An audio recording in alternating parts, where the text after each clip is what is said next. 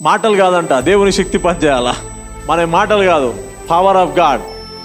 అందుకనే నీవు కొంచెం కొద్ది దినాలైనా కొంచెం ఓపిక పడాలా.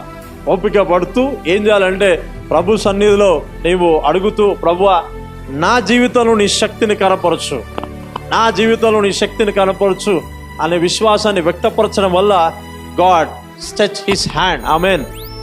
దేవుడు తన హస్తాన్ని జాపి ఎక్కడెక్కడ నేను హెచ్చించాలో అక్కడ హెచ్చిస్తాడు, ఎక్కడెక్కడ వాడుకోవాలో అక్కడ వాడుకుంటాడు, ఎక్కడెక్కడ నేను బలపరచాలో అక్కడ బలపరుస్తాడు.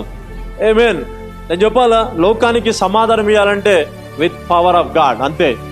నీవు ప్రతిసారి దేవుని శక్తి చేత పురుకొల్పబడుతూ ఉండాలా, అంచెలంచెలుగా ఎదుగుతూ ఉండాలా. అలాగైతేనే నువ్వు అనుకుంటున్న డ్రీమ్స్, నువ్వు అనుకుంటున్న విజన్స్, నువ్వు చేరుకోవాలనుకున్న ఆ గమ్యానికి దానివల్లనే నువ్వు ప్రయాణం చేయగలుగుతావు.